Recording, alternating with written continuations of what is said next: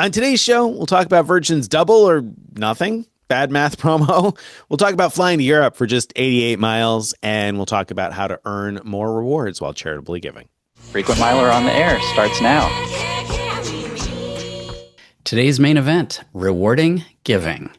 It's great to give to charity, but it's even greater when you can get rewarded when doing so. We're going to talk about a number of ways to donate to your favorite charities and do really well in return with points and miles.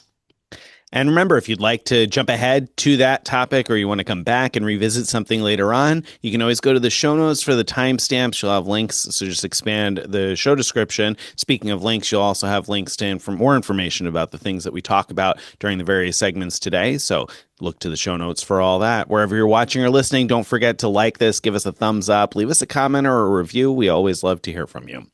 Now let's drag out this week's Giant Mailbag. Today's Giant Mail is from Judy. Judy's writing in about Capital One baseball tickets. You know how every now and then Capital One releases a set of special seats that are really good seats that are available only to cardholders, and there's only a small number available for each baseball game. And anyway, she was writing in about that. She says, so I got Mariner tickets for my son and grandson from the Capital One deal. They sent pictures from the field. They were row 4 and loved the seats. Usually they have cheap tickets. A batter hit the ball and a big chunk of the bat flew to the section next to my grandson. The lady got hit in the head with the piece of a bat and paramedics came. He told my son, maybe we shouldn't sit so close. And then Judy laughs. Those are great seats. Really enjoyed the redemption as a gift. So I thought this was good because this was an example of using rewards for giving. Now it was to their, not to charity, but to her grandson, but still. Well done. Well done. You know, I'm kind of surprised because I've used a couple of these and given a few as gifts to family and friends. And they're usually very close to the field like that. But I think all the stadiums that I've either been to or seen the pictures from, there's usually a net for those sections specifically for that, in case the ball a foul ball comes or a bat breaks. So I'm surprised that they don't have that in Seattle. They should, because that could be dangerous. But yeah, I'm glad this came up because don't shoot the messenger for being late on this, but I want to mention so that people keep an eye out for next year. The Capital One also this year, and I think maybe last year too, did a number of ticket packages to Washington, D.C. teams, to both the Washington Capitals, the hockey team. And a lot of those packages included some cool stuff. So like riding the Zamboni or watching, actually, I take that back. I think they were just riding the Zamboni through Capital One. I was about to add something else, but I think that was it. Or very good seats anyway to those games. And then also the Washington Capitals basketball team, they had a number of opportunity, or Washington Wizards. Washington Capitals is the hockey team. Washington Wizards basketball team, they had a number of games where you could be an honorary captain going out to center court with the players at the beginning of the game. And so that looked really cool. As a kid, man, that would have blown my mind. And so I did look at those. They weren't as cheap as the baseball seats. They weren't as good of a deal. They were decent, though. The thing is, they released all of the whole season at the beginning for both teams. So I don't think that they're going to add any more games. I think it was the whole season anyway. It looked like it. I didn't double check against the schedule, but it might be worth keeping your eye out on those for next year. The other thing is just in general, you do have to look at Capital One Entertainment from time to time to catch these things because they've released they had World Series tickets, and that came out in our Frequent Miler Insiders Facebook group. Somebody mentioned, hey, there were World Series tickets to game 3 or 4. I can't remember which one. And they were a good deal. They weren't the 5,000 mile things. I think they were $300 worth of rewards per ticket, or maybe 40,000 miles per ticket. But compared to the cost of World Series tickets, that was a screaming deal, especially for such an exciting World Series as it turned out. So I can't imagine if you had gotten the tickets for games, 5, 6, 7. There were some really good games there. Anyway, so worth taking a look at that. Glad you gave a good gift, Judy, and they enjoyed it because the baseball tickets are a screaming deal at 5,000 miles each. And again, those are the cardholder exclusives. If you're not familiar with what we're talking about, hopefully in the show notes, we'll pop a link in there so you can see, so you know which tickets to look for next season. The baseball tickets get released 2 months at a time. So if you miss the first release, at least you can hop on one of the other releases. All right, let's talk about card news. We have a few pieces of card news out this week. First up, the Venture X offers have increased. Yeah, I'm going to start with the bigger one. The Venture X business card is up to now 400,000 miles, Capital One miles that you can earn. That's an amazing headline, but when you get into the details, it's a little bit, you got to be a big spender. Less generous than it sounds. Less generous, or, if you're a really big spender, then it's still exciting, I think. The way it works is the first 200,000 miles, bonus miles, are awarded after $30,000 spend in the first 3 months. Then to get the next 200,000 miles, bonus miles, that doesn't come until you've completed $150,000 in total spend in 6 months. So, it's a lot of spend. But remember, this card and the personal version both earn 2 points per dollar everywhere. So, $150,000 spend, even without the welcome bonus, that's 300,000 miles right there. So you're talking about 700,000 total Capital One miles, which are transferable points, by the way. So you could transfer them to airline and hotel partners. So this is, obviously requires a massive amount of spend, but I wanted to talk about this first because we often have people reach out to us, say that they have huge amount of spend that they need to do. They either can't or don't want to juggle lots of new welcome bonuses. They're only looking at one or two cards for doing huge amount of spend. It's usually this type of offer that we point to as like, if you can get in on an offer like that's what to do. And so I'm just going to reiterate that now that if you have a massive amount of spend to do, you don't want to sign up for a lot of different cards. You can do really, really well with this. And it's a card that we recommend in general. If you're looking for a valuable travel card for your business, Venture X for business, it's really solid, again, because it earns 2x everywhere and 10x through their portal for like hotels, for example, things like that. Very rewarding card, and it's not loaded with all those like coupons that you have to worry about with Amex and Chase's high-end cards.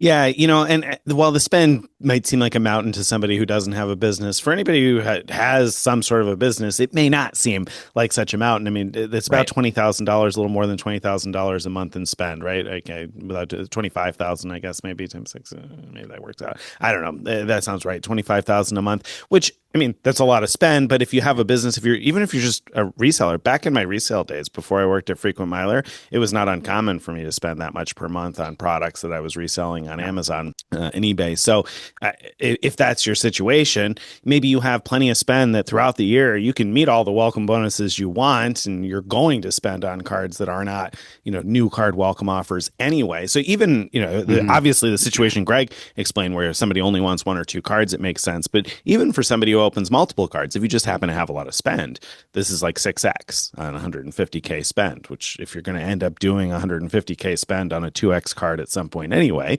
this might certainly be a good opportunity for you. So yeah, I think that's pretty cool. Yeah. And I want to mention another thing. If you have a lot of big spend for your business, but it's not spend that you could normally make with a credit card, there's a couple of options you have. One is there's a service called Melio, and we'll put links to these things in the show notes. But Melio is a service where you can pay, I think it's 3% or somewhere in that neighborhood, to pay with your credit card, and they'll send a check or an ACH payment to the recipient. And that way you can earn your credit card rewards. Normally, I wouldn't say, normally it's not a great idea to pay 3% in order to earn like 2x miles in this case, if you didn't have a welcome bonus. But because the welcome bonus is involved, it's actually a pretty good deal. And it's also a legitimate business expense that, can subtract from your taxes. Same thing, speaking of taxes, paying taxes or paying estimated taxes. You can pay through certain tax processors. Your taxes and the cost will be less than 3%. Depending on how it codes, it might be as low as like less than 2%, but it might be closer to 3. Anyway, regardless, same story as what I just said about paying other bills through Melio. You can pay taxes, and those could be ways of hitting these big spend thresholds when you're getting a great welcome offer like this. Yep. But the VentureX Business is not the only VentureX card with an increased offer. The VentureX Consumer Card also has an elevated offer. So you can earn 100,000 miles after $10,000 in purchases. I think that's in the first 3 months, although don't quote me on that. Hopefully I didn't just make a mistake. Could be 6 like the business, but I assume it's 3. So 100,000 after 10K spend. I mean, all right. I don't know. It's a good card. So if you want the card, great. In terms of return on spend, I feel like we see 100,000 point offers that don't require 10,000 spend from time to time these days. But if you can manage the spend, I think it's a great long-term card because, like Greg said, and like we have said previously, Capital One deserves kudos for not couponizing these cards. So there's not much to juggle in terms of difficulty for getting your premium card benefits. So I think that that's a really good offer if you had this card in mind already and you can meet the spend.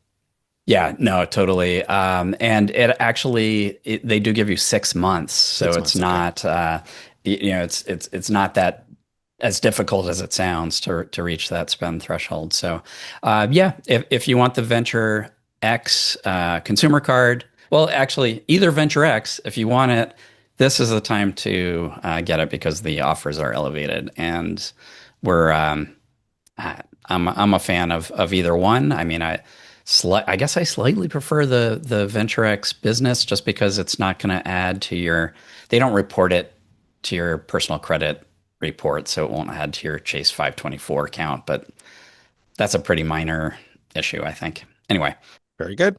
All right. Next up, we have some potentially negative card news. The Chase Inc. Business Unlimited and Inc. Business Cash Card have added some language to the application flow, to the terms of applying, that might be bad news. So there's new terms that say the new card member bonus may not be available to you if you've ever had this card or any other Chase for Business card without an annual fee.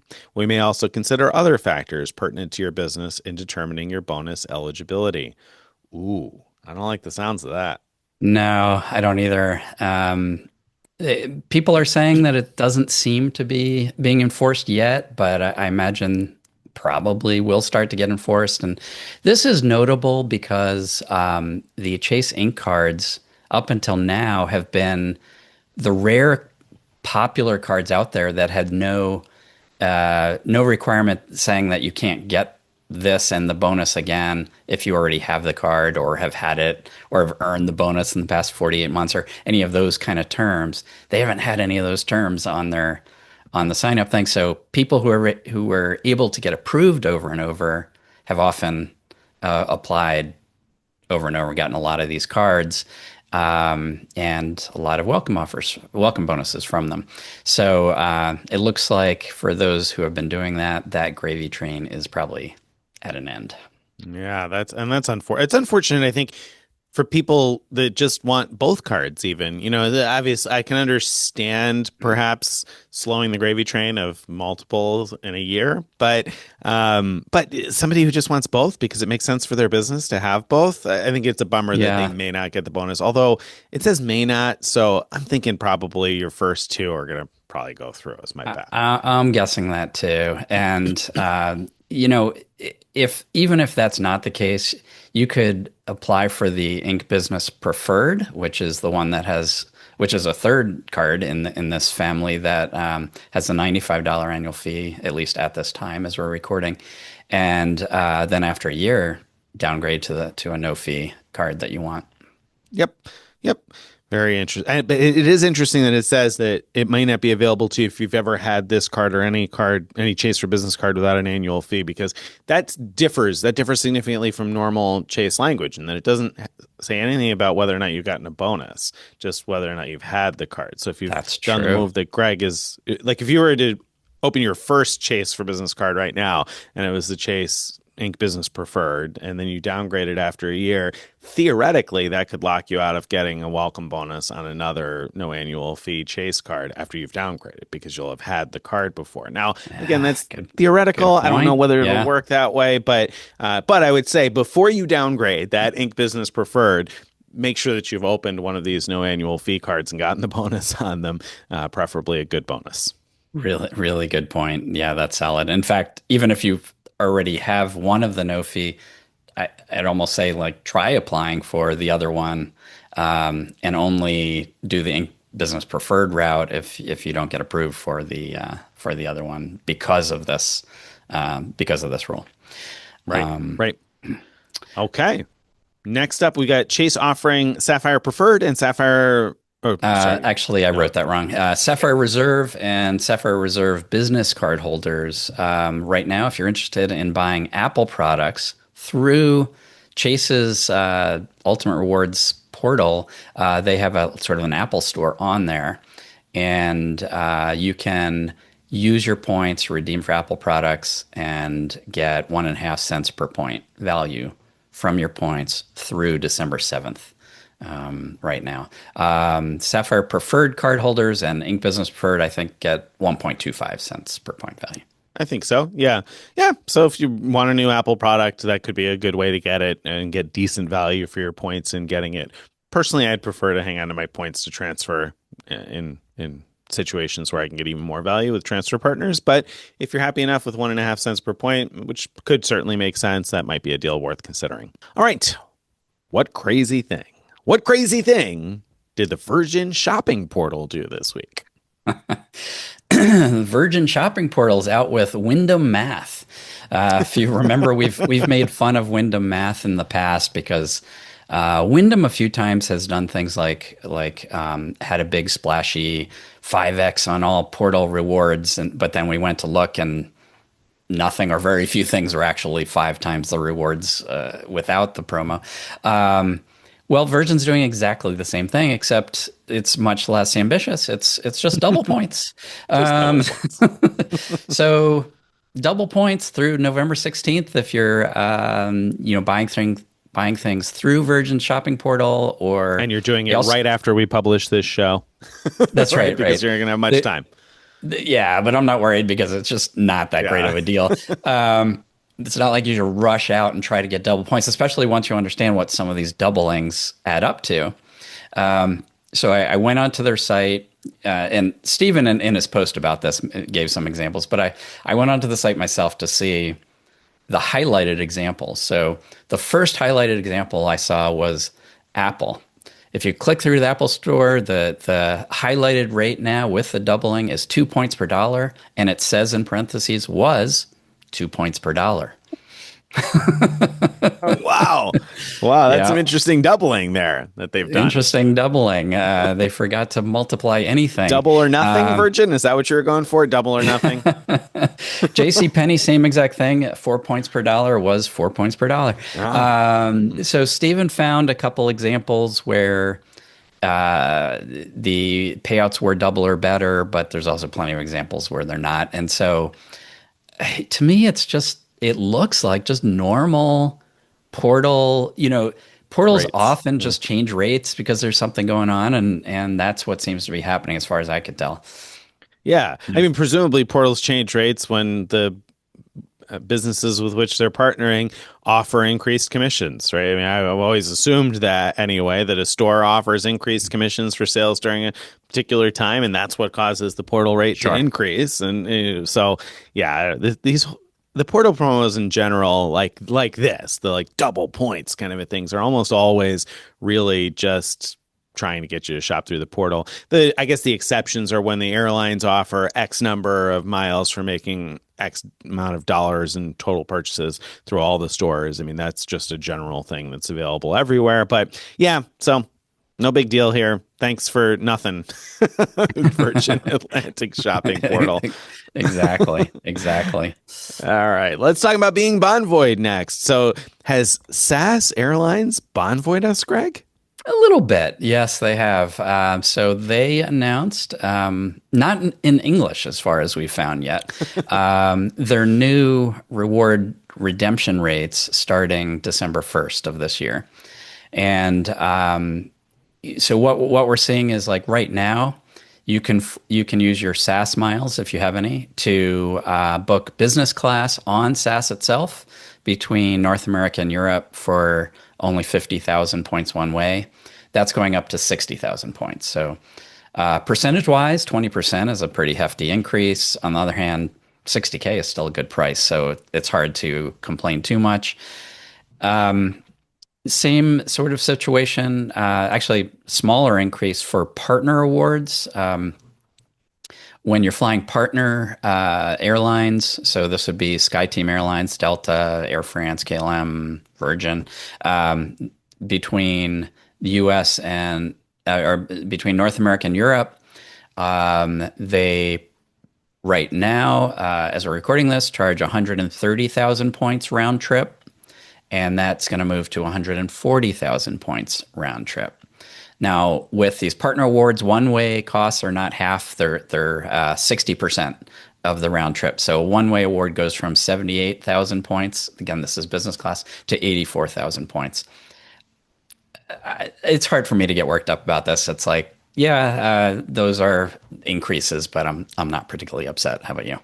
Yeah, no, I can understand a small increase now and then, and I wish that that airlines would recognize that this is probably the preferred way to go about doing things over some overnight, doubling of cost or whatever. This is these increases Hmm. don't make their awards unreasonable. Now, 84K for partner business to Europe, that's not special at all anymore, really. That's like pretty run of the mill, but it's also not much higher than what many other programs charge. So the partner business class, I mean, okay, it isn't as good of a deal, but at 78K, it already wasn't the best deal for partner business class. So yeah, no big deal here, I don't think. In most scenarios, and I will mention that I didn't check, but flying within North America can sometimes be an okay deal with SAS. Not necessarily hot, but an okay deal. In fact, I just booked Seattle to New York for 15,000 SAS miles on Delta, just in economy class the other day. But the price of flights was expensive. It was more miles with Virgin Atlantic or Air France KLM Flying Blue. They do add some surcharges, so it wasn't surcharge free, but it was still, as I did the math, a slightly better deal to book through SAS. So there are other uses too beyond just flying North America to Europe, is my point. So, but anyway, yeah, Seats.aero can help you find awards. When Greg says 50,000 points one way to Europe, of course, he means at the lowest level. They do sometimes charge like 1,000,000 miles one way to Europe. So it varies, but that's the low level awards, and you can find some of that. I mean, I use Right. Seats.aero just now to take a look at 2026 dates, and looking at two seats anyway, you can find a decent number of results for two seats. Not like it's not widely available, but you find some. Yeah. Yeah. All right. Very good. Let's talk about awards, points, and more now that we're talking about points and awards. So, Wyndham is gifting elite status to some members. I guess anybody who doesn't have diamond status is getting bumped up one level, or 5x rewards through the end of the year. So, how's that determined? Yeah. So if you don't have diamond status with Wyndham, just register for this promo and you'll be, if you have no status at all, you'll be given the lowest level status. And if you have any other status, you'll be moved up a level of status through the end of the year. Then it goes away at the end of the year. But if you have diamond status right now, and this is where I think it gets really interesting, is they're offering 5 times the rewards. And we questioned them on this because we were worried about Wyndham math, but it sounds like it really is 5 times the earning rate. So normally you get base 10 points per dollar when you book a paid stay with Wyndham. And if you register for this promo as a Diamond member, you'll get 50 points per dollar, again, through the end of the year on your stays. So that's a pretty amazing rate of return on your paid stays. Yeah, I mean, that does sound like a nice little gift from Wyndham. So, thank you, Wyndham.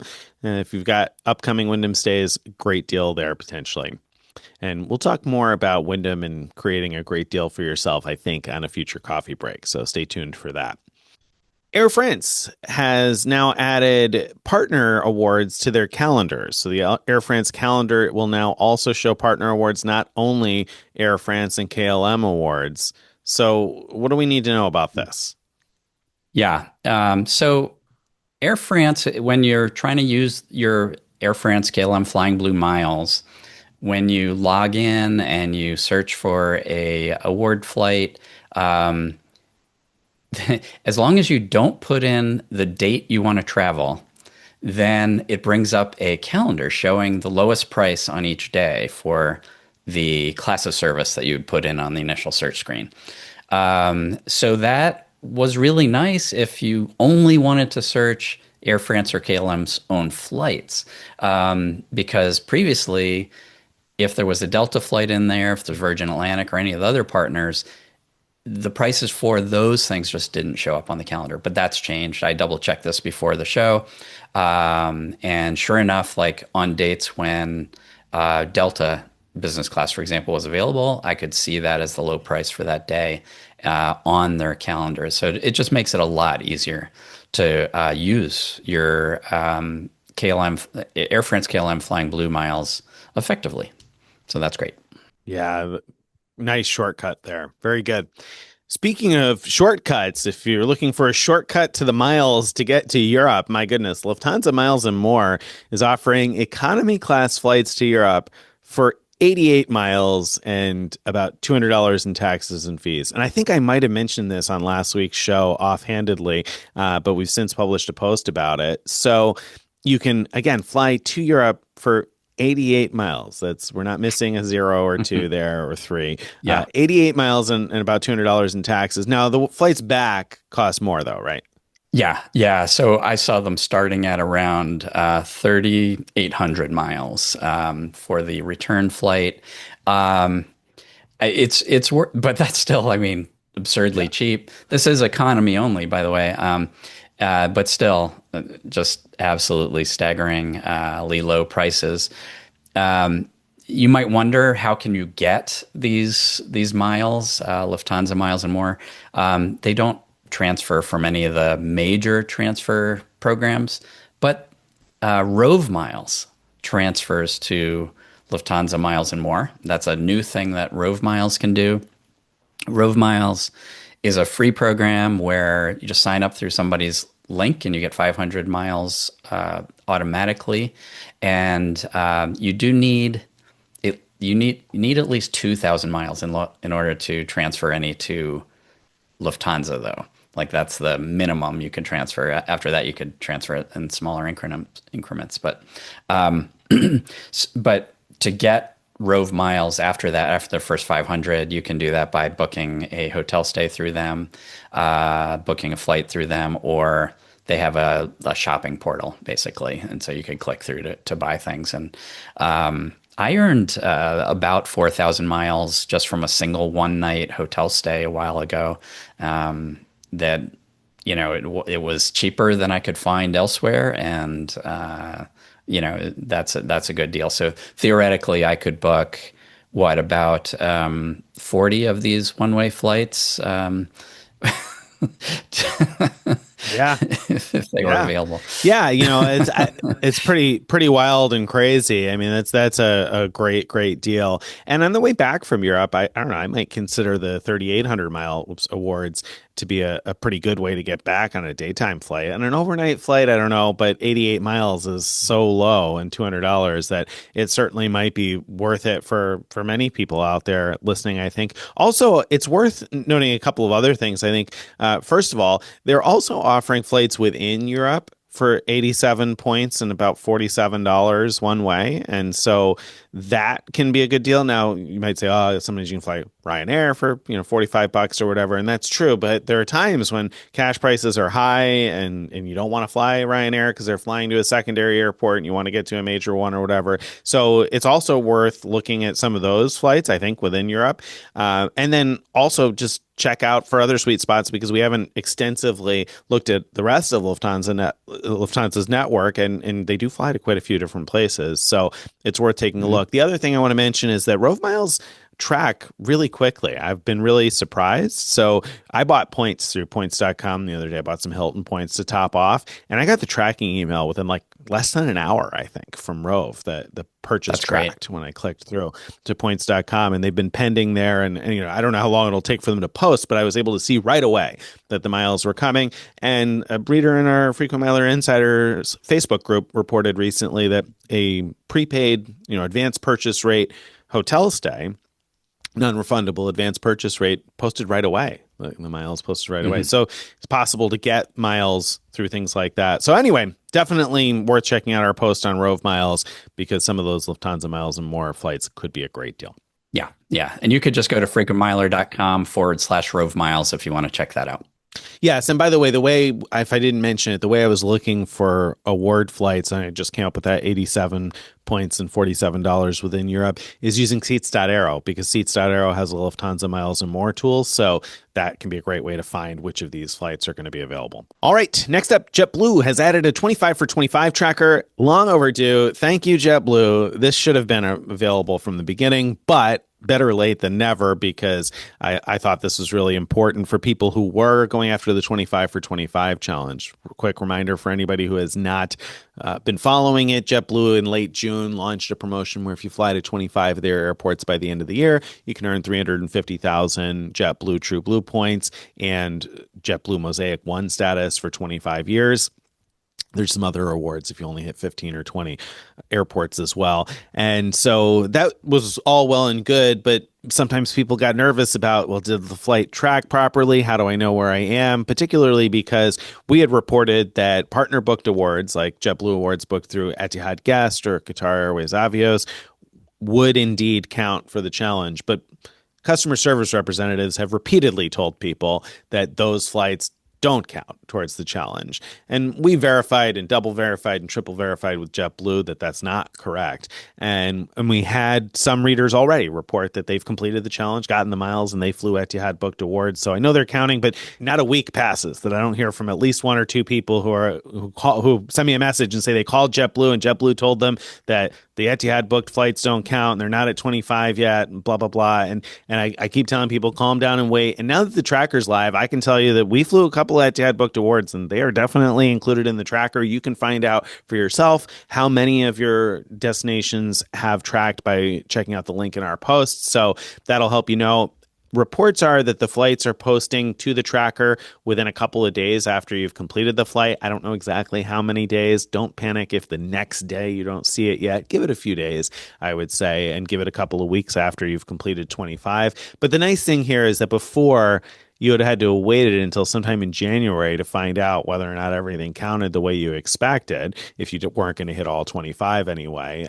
And this is much nicer to know exactly where you stand. So thank you to JetBlue for putting this up. Yeah, this is so much better. I mean, I have to imagine that a number of people were trying to decide whether it was worth booking a flight or two as just in case insurance in case other flights didn't count, and now they can see whether the things that they were worried about counted or not and adjust accordingly. So that's got to be a huge relief to anyone who was in that boat.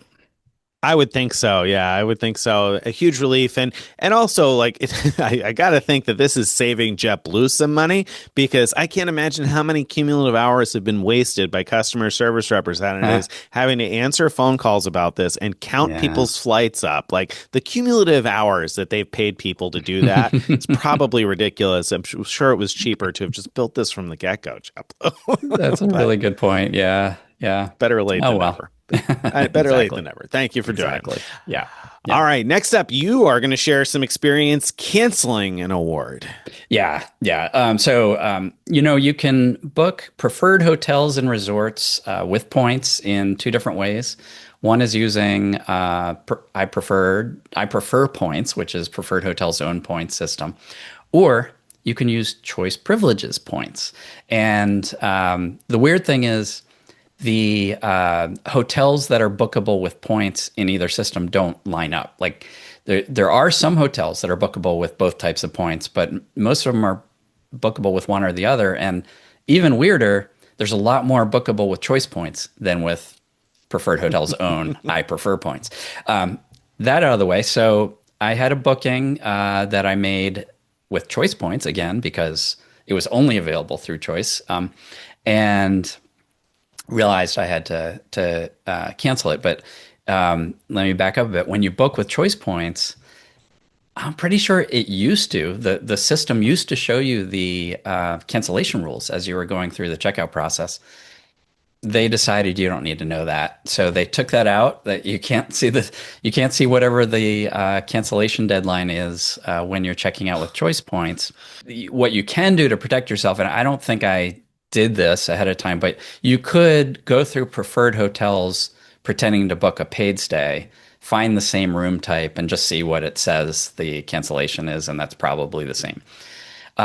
Anyway, I booked a hotel with Choice Points. I didn't do that. I didn't know what the cancellation rule was, but I got an email from the hotel itself that told me I could cancel 24 hours ahead, basically, of the 3 p.m. check-in.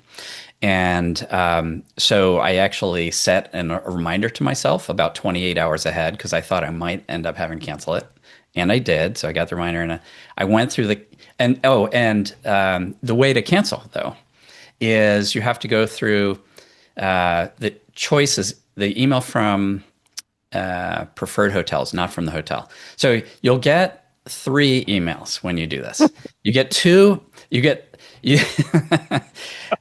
get the first one that you get is from preferred hotels saying, okay, you just booked with points, and this is not your confirmation email. Then you get the confirmation email from preferred hotels. Neither of those two tell you what the cancellation rule is. Then, if you're lucky, like I was, you get an email from the hotel itself that does tell you the cancellation rule. But to cancel, you got to go through one of those first 2 because that has the confirmation code and a link to cancel. So you cancel that way from the preferred hotels email.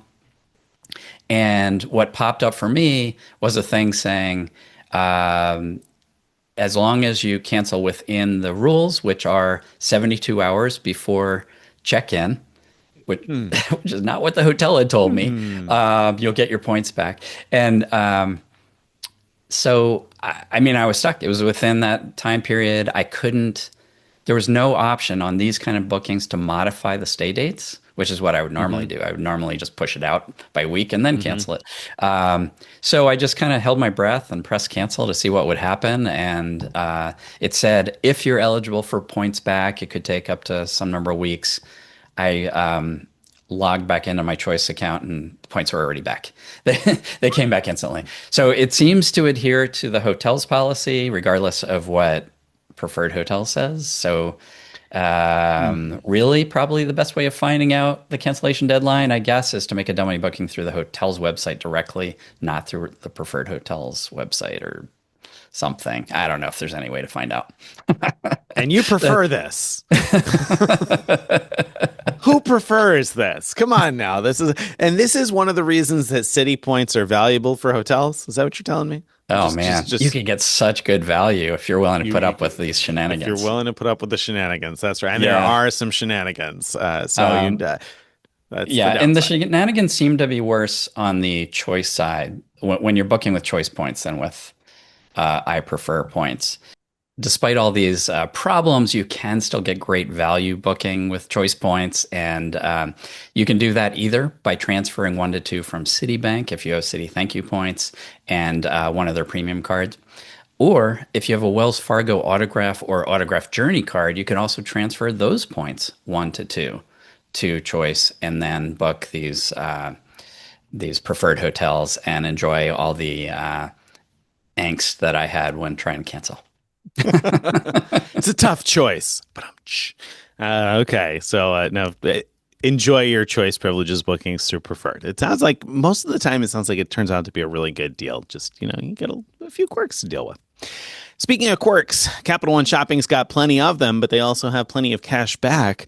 on a targeted basis for British Airways flights. So Stephen Pepper published a post about this week that Capital One Shopping is targeting some people with 25.5% cash back on British Airways flights. And no, that's again not a typo. And also, I should mention that when I saw that, my first thought was, oh, he's wrong. That's on buying points because I've clicked through some of the airline offers before from Capital One Shopping, and they're almost always deals for buying points through points.com. But in this Right. case, it's not. It's actually on buying airfare.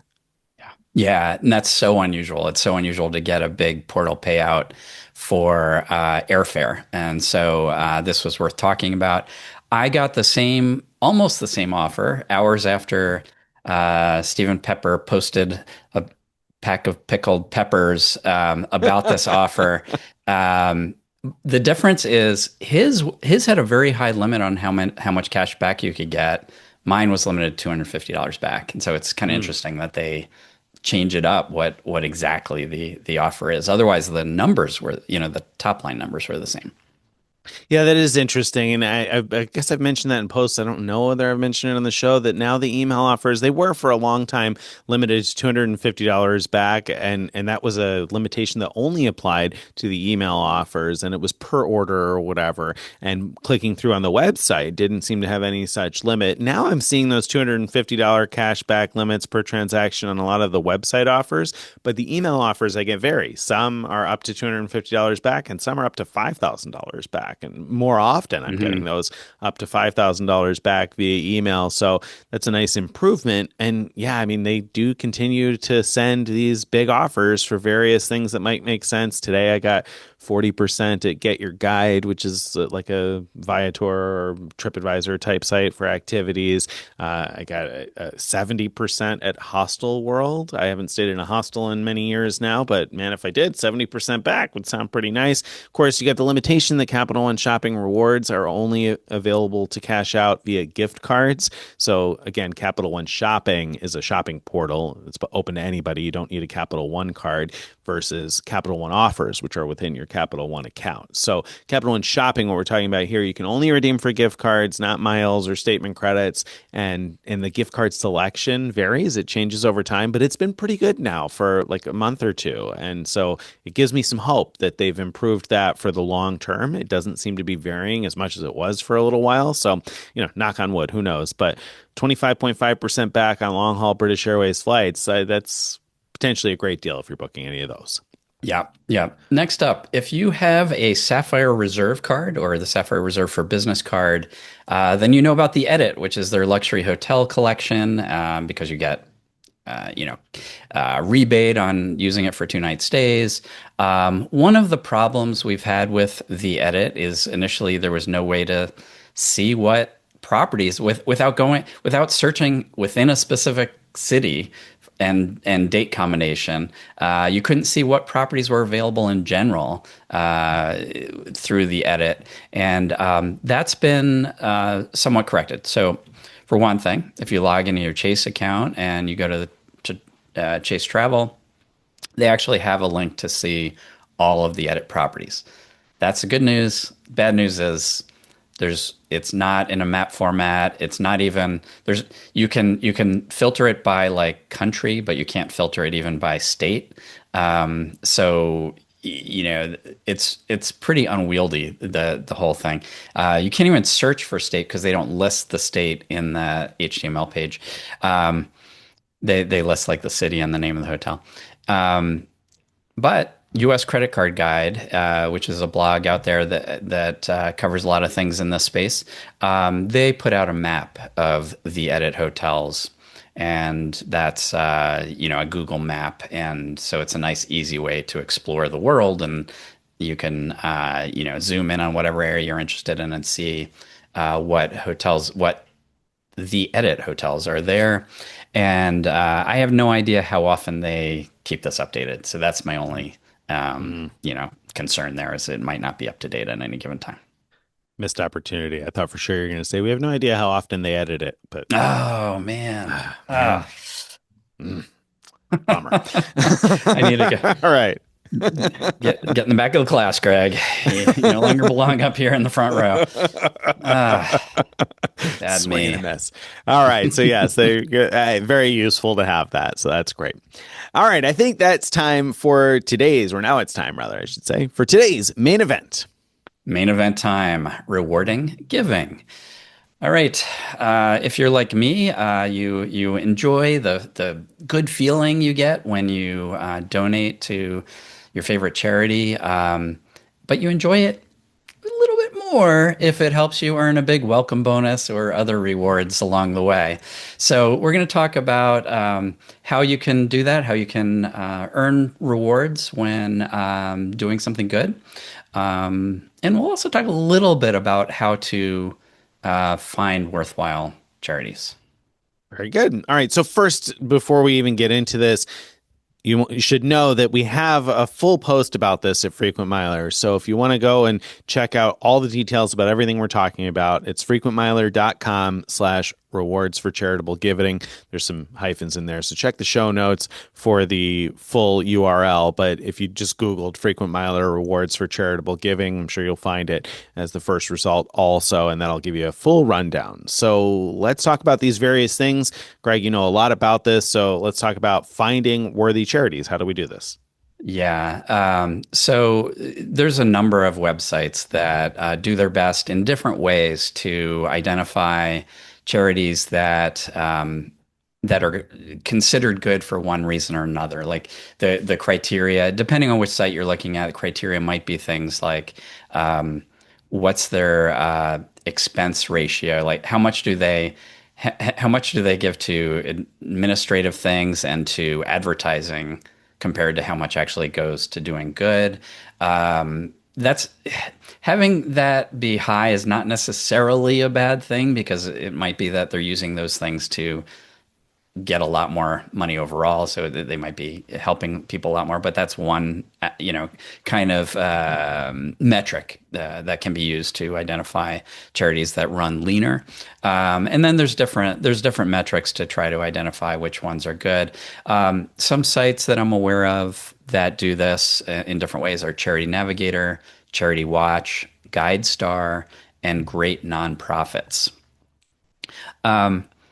I haven't spent a lot of time on those. I've done a little bit of that. And usually what I do is if I'm interested in donating to a charity, I look them up on one of these sites to just see, are there any red flags, basically? Because for whatever reason, I pick them out as a charity that I think is worthwhile, but I want to see, are there any red flags before I give? And if they look good, then fine, I go forward with that. One thing I've been more excited about lately is that there's a nonprofit called GiveWell, where it's a charitable fund. They actually have a number of charitable funds, but where they do all kinds of research to figure out where can the money do the most good. And so when you donate to GiveWell, it's not like oh, I'm giving to this specific cause. It's more that you're giving. You're letting them determine what causes are going to do the most good, and they farm out the money accordingly. If you have certain things that you want to avoid, giving to certain types of things. They do have buckets of give well funds so that you could say, well, I want to make sure my money doesn't go to X, Y, or Z. Then you can make sure you pick a one of the give well funds that's more in your wheelhouse. So I love that. Okay, so those are some ways of like finding some charities at kind of the national level. Obviously, the one way to get rewarded when you give to charities is you use your credit card to donate. That's great, except there's a downside, which is usually the charity then has to pay the credit card transaction fee in order to actually get those funds. So in comes PayPal to the rescue here. PayPal has a thing called the PayPal Giving Fund Fundraiser Hub, where you go to this hub you find your favorite charity within the hub, donate through PayPal to your favorite charity. The charity gets 100% of what you donated. PayPal presumably writes off the cost of the transaction fees. So they're eating the transaction fees. I'm sure they're getting a tax deduction for doing that, but it seems like a win-win all around because we get to use our credit cards without feeling bad about it. The charity gets the full amount. There was a local charity in near where I live that I wanted to donate to, and so I talked to them. They weren't on the PayPal Giving Fund fundraiser hub, so I talked to them about it, sent them a link to how you sign up, and they did. And so now I can contribute through that. So I think that's just awesome. Yeah, that's great. And it's a good reminder that you could connect with a local charity in order to make something like that happen. I mean, I think you probably did them a good favor there on top of, obviously making the donation that you did. You helped them set up with a way that they could make it easy for others to donate too. And so that's awesome. Love that. Yeah, yeah. Okay, let's talk a bit about something that's not, it's doing good, but it's not charity. And that is Kiva microloans. So Kiva is an organization that it's sort of like a clearinghouse for micro lenders around the world that are who lend money to small borrowers to you know for a whole variety of reasons. Often it's to help fund their very small business. Sometimes it's just to get money so that someone can go to school. So there's a variety of reasons why people seek these micro loans, and these are mostly in areas where no major banks are going to loan anything to these groups. So these microloans are actually absolutely essential to the livelihood of a lot of people around the world. And so it is controversial. I've done a bunch of research on this. I believe that the microloans are overall doing a lot more good than some people don't agree with that. I get it, but to me, as far as I've seen, the overwhelming evidence is that they do a lot of good. Okay, so Kiva is an easy way to make these kind of loans. And what's really cool, and here comes PayPal once again. PayPal doesn't charge transaction fees. So when you donate through Kiva, so you can fund a loan with your credit card on Kiva, PayPal, and PayPal handles that, and 100% of your funds go through to Kiva to the micro lenders, and that doesn't mean that the borrower gets 100% of it though, because micro lenders do charge interest and things in order to keep their small operation going. Okay, so I want to just clarify not, real quick. You said PayPal doesn't charge a fee when you donate through Kiva, and everything else you said made it clear. Kiva isn't donating; it's making microloans, and you're going to get the money back, not with interest. Of course, you're just going to get hopefully your money back. right? Yes, yeah. There's nothing about this that's a donation. I shouldn't have said donation if I used that word. Um, it's a loan. And when you give a loan, what happens is over time it pays back, not with interest. So what normally happens is you get 100% of your money back over time. If you don't want to loan more than you can afford to pay off your credit card bill, obviously, because it could take many months before you get your money back. It's not guaranteed that you'll get your money back. So people can and do sometimes default, and so you might not get all of your money back. Typically, though, the vast majority of loans do pay all the way back. So, like my default rate over many years is a very small percent, under 2%. Some people have under 1%, but it just depends how careful you are about loans. So there's a number of ways. You'll have to check out my post on this. Go to freedommiler.com/Kiva. There's a number of ways to pick out loans that are kind of safer, more likely to pay 100% back. And I have details in there about that. Anyway, the point is you can loan as much as you want, and there are no credit card transaction fees that hurt the people borrowing, thanks to PayPal, and usually you'll eventually get your money back. So that's a nice way to do good, really, by floating money rather than donating money. Very good. All right. So that's a few different things. But of course, whichever of these you're doing, you want to earn as many rewards as you can on your charitable spend, whether that's giving through the various tools that Greg talked about or making your microloans through Kiva. So how can you maximize the rewards that you earn when you're giving or making microloans? I mean, the most obvious thing is to when you know you're going to be making large donations or large number of microloans, is to sign up for a new credit card for a new welcome offer. And then all these loans or donations will help you make your minimum spend, meet your minimum spend requirement, and earn a big welcome offer. Are there any issuers that exclude charitable giving in terms of like a method of meeting the minimum spending requirements? No, none. No, never seen that. Never will. That would be nuts. And I almost feel silly mentioning the welcome bonus approach, because if you're listening to this podcast, you already know that that's probably the best way to earn lots of points and miles. And so obviously this is a good way to meet that spend. I just wanted to address the fact that it does count for it, because we get those types of questions all the time. Will this count? Will this not count? Blah, blah, blah. Yes. Purchases count. This is a purchase. Yeah. And no, I'm glad you brought that up, because it doesn't sound like a purchase when you're talking about making a Kiva loan, for example. Yeah. That doesn't sound like a purchase. Well, it counts as a purchase. Absolutely, 100%. The other thing to watch out for, especially around the holidays, is you're going to see your credit card companies sending you emails with promotional spend bonuses. It might say earn 5 points per dollar for all spend up to $2,000 spend or $2,500 spend, whatever. The offers vary by issuer and by card and by circumstance.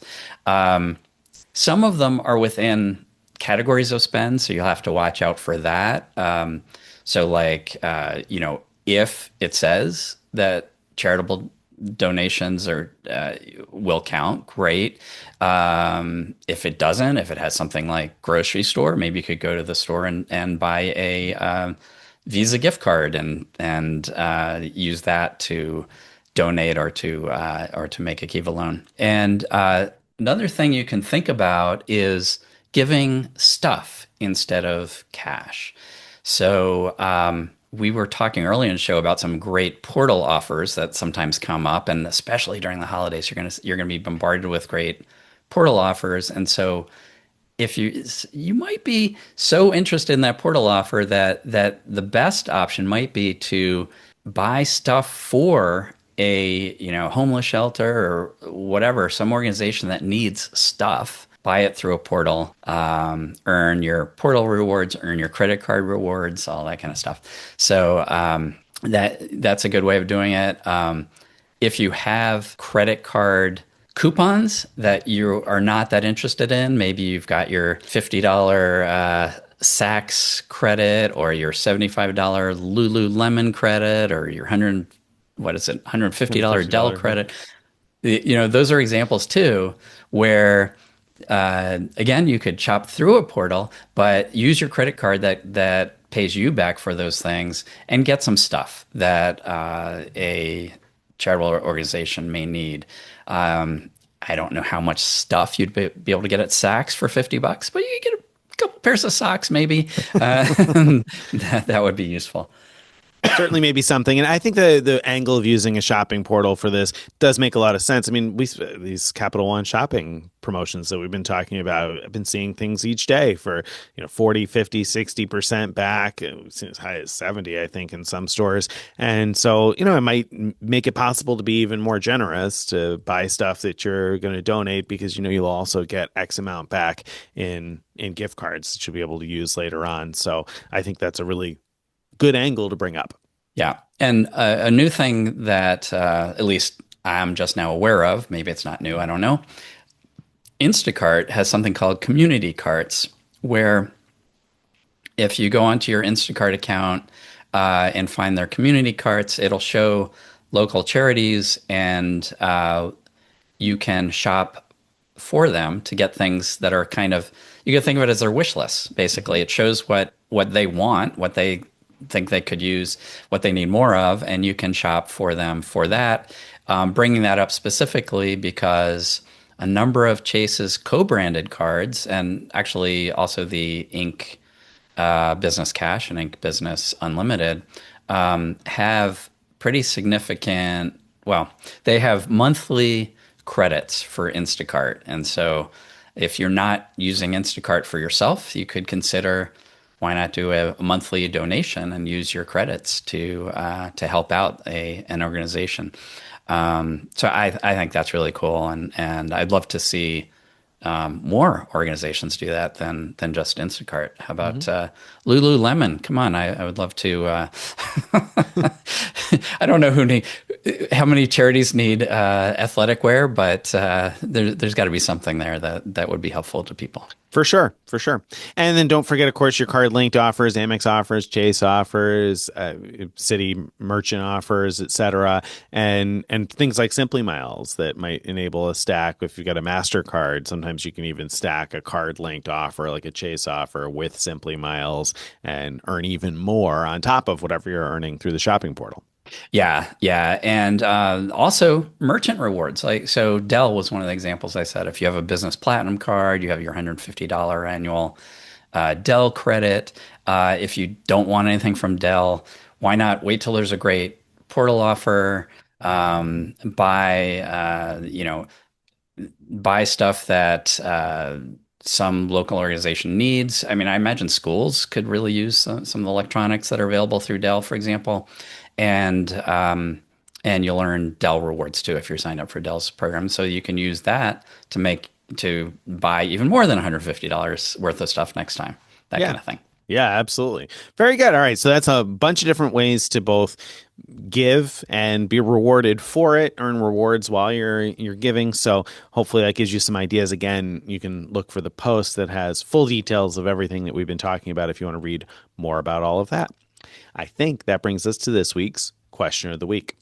And for this week's question of the week, I have a triple header because I have two short questions and then one that might be a little bit longer, hopefully, if Greg has a good answer for it. So we're going to try for a quick triple header. First one's actually going to sound long, but a really quick answer, and I'll answer this one. So first question up came in via email from Mike, who says, would love to see a new episode on traveling with children. I have a 2-year-old and a 5-month-old. My daughter's been to here and there, my son here and there, etc. Traveling with one wasn't too bad, but traveling with two has been increasingly more difficult. We're constantly looking for tips, tricks, travel hacks, gear, destinations, places and resorts, etc. I have a healthy amount of transferable currency options. Thanks, Mike. So, Mike, the quick answer to this is that we've done a couple episodes on this. So Tips for Better Family Travel is episode number 267. We published that one last year in August. So again, that's episode 267, Tips for Better Family Travel. And also episode 174, a couple of years before that, back in 2022, we did an episode called Points for Family Travel. Now, some of those things probably have changed a little bit, but a lot of the lap infant stuff and a lot of the general tips for family travel were not time specific. So I think you'll find quite a few tips in both of those episodes where we have talked about that. Obviously, as I continue traveling with young kids right now, I add in tips and Greg adds in tips from his experiences traveling as a family as well now and then. But those are two episodes that you might want to check out. Next one is also about kids. This one I'm going to let you answer, Greg, but I think your answer will be quick. Okay. So. Okay. All right. We've talked a little bit about mattress running. We talked about it with talking about Hyatt status and what's worth mattress running, what isn't. Here's a question for you that I think we haven't really considered. So because we travel with our kids a lot, we often stay at Airbnbs. However, we have 18 Hyatt nights this year. And next year, we have a 7-night Mexico City stay and a 5-night Tokyo stay with 4 of us. Is it worth mattress running the last 2 nights to get the Club Access Awards for next year's stays? And has anybody used these specific clubs? Are they worth it? I have a Hyatt house nearby for 5,000 points per night. This one came in via Frequent Miler Insiders, and I thought this was a good question. So again, next year they have a 7-night stay in Mexico City and a 5 night stay at the Hyatt Regency in Tokyo. I don't know which property in Mexico City. Presumably, they've already checked and both have clubs because that's certainly step number one is check and make sure they both have clubs. But I think that they've already done that. So they have 12 nights Mhm. next year that could be covered with these club access awards. Is it worth mattress running 2 nights for those? What do you think? Yeah, if there was no other way to get those club access awards, I think yes. I mean, you can get a ton of value out of staying in clubs. But you might want to check out if you're part of Frequent Miler Insiders Facebook group. We have a sharing thread on there where I bet you if you posted on there that you were looking for someone to donate some club access awards for your travel, that people would be willing to do that because especially people who have globalist status, the top tier status with Hyatt, have no use for those things, and the other options at 20 nights aren't all that valuable either. So there might be quite a few of those floating around that you could get pretty easily. So anyway, that's my Yeah. quick 2 cents. Yeah, that's Do a you have great anything point. So else to add there? that's the Wild West sharing thread that Craig is talking about, where people just will give those things away. That's a good point. I think there's fewer of those floating around than in the past, though, because now you can pick the 2K next day, and so maybe there's fewer of those than there were at one point. It's true. That's a great first stop.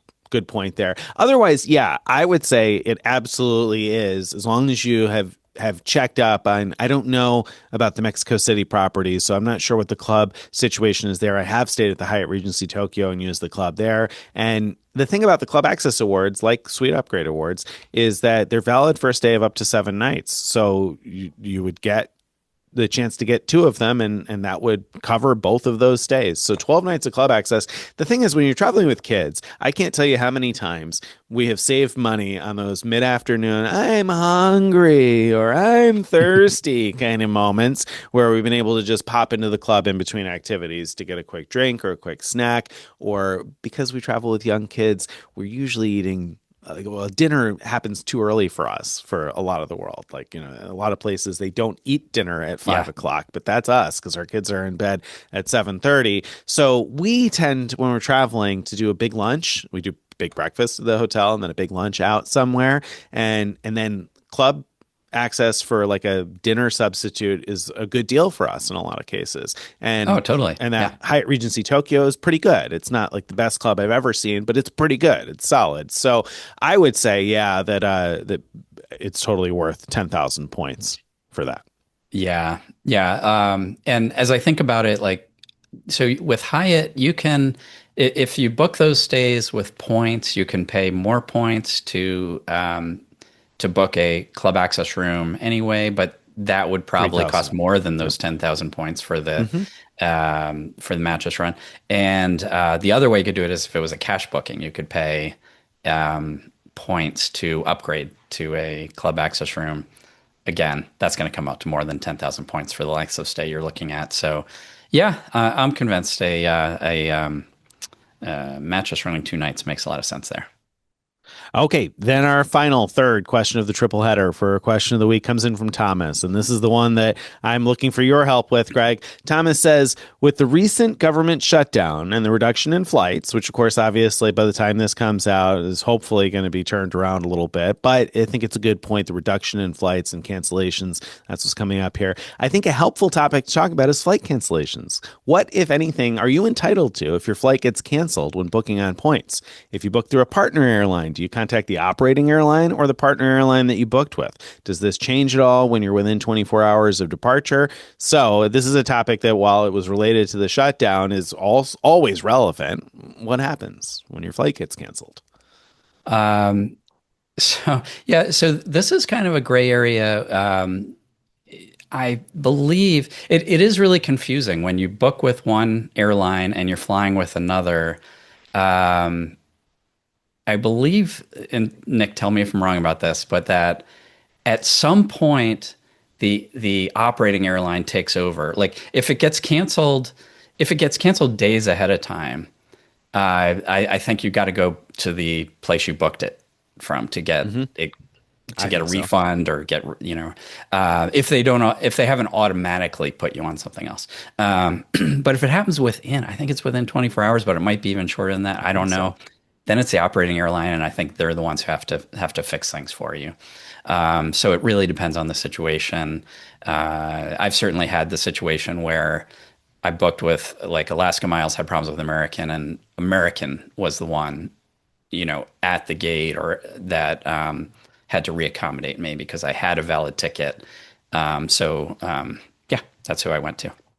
Yes, I think you're right. Within 24 hours of departure, the operating airline would be the one to reaccommodate you. However, there's one word in there that stuck out to me.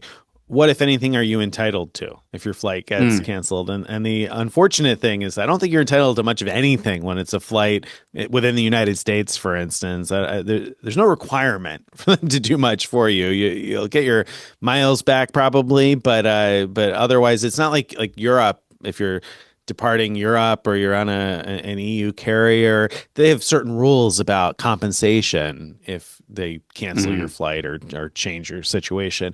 We don't have that. So you're kind of on your own to deal with this. But I think Greg's right. Within 24 hours of departure, my first stop would be the operating airline. More than 24 hours in advance of departure, and you're probably going to have to deal with the ticketing airline.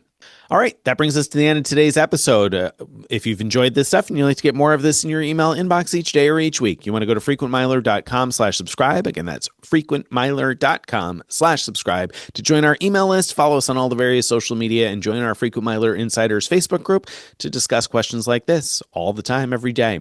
Wherever you're watching or listening, don't forget to like this, give us the thumbs up, and if you have a question that you'd like to be considered for a future question of the week or a piece of feedback that you'd like to be considered for the giant mailbag, you can send that too. Send it to mailbag@frequentmiler.com. Bye, everybody.